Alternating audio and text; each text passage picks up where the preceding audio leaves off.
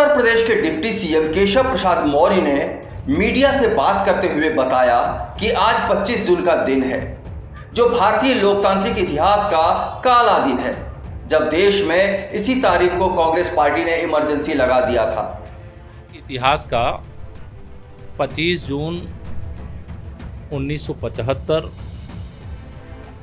यह एक काला अध्याय शुरू करने का प्रयास था।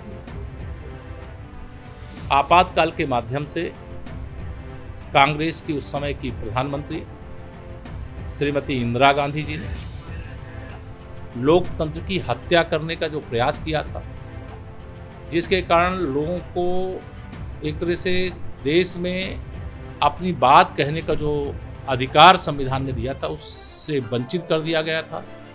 मीडिया को पर सेंसर लागू कर दिया गया था और पूरा देश 25 जून 1975 से आपातकाल की जो शुरुआत हुई उसे एक काले अध्याय के रूप में जानता है।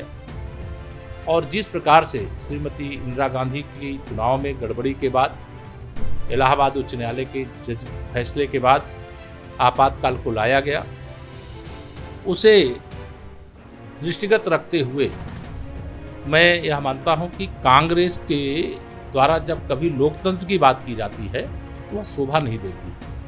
आज काला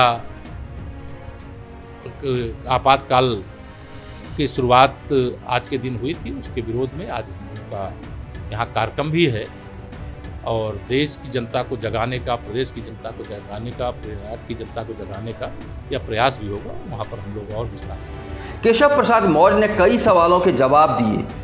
उन्होंने आजमगढ़ और रामपुर में जीत का दावा किया, तो जो पार्टियां राष्ट्रपति पद की उम्मीदवार द्रौपदी मुर्मू की समर्थन कर रही हैं, उन पार्टियों का स्वागत भी किया। हम आशा करते हैं कि भारतीय जनता पार्टी दोनों सीटें जीतेगी। राष्ट्रपति जो प्रत्याशी एनडीए के, उनको समर्थन तमाम नए दल भी जुड़ रहे हैं। मायावती ने भी आज दिया है। नहीं, जो भी देखिए राजनीतिक दल श्रीमती द्रौपदी मुर्मू जी को समर्थन कर रही हैं, मैं उन सबका स्वागत करता हूं। एक अच्छी बात यह है कि पूरे देश में राष्ट्रीय जनतांत्रिक गठबंधन की ओर से राष्ट्रपति पद की प्रत्याशी के समर्थन में ही आवाज़ें आ रही हैं, विरोध में कहीं से आवाज़ नहीं आ रही।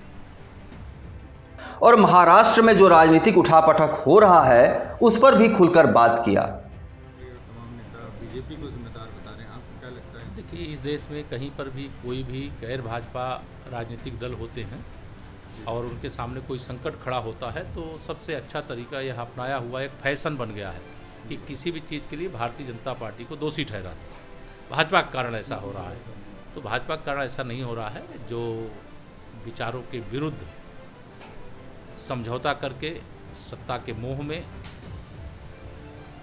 कांग्रेस और एनसीपी के साथ गए थे, आज उन्हीं के विधायक विचारधारा के कारण से ही उनके विरोध में है।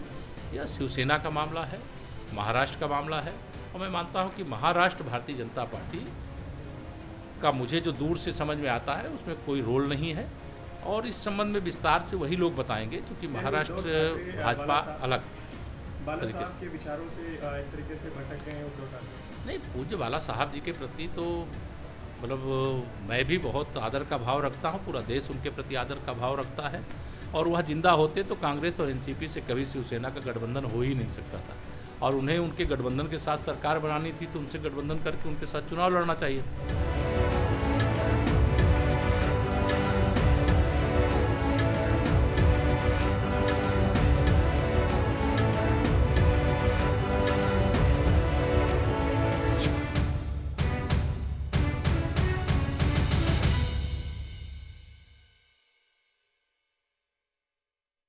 इस चैनल को देखने के लिए लाइक करें, सब्सक्राइब करें और बेल आइकन दबाना ना भूलें।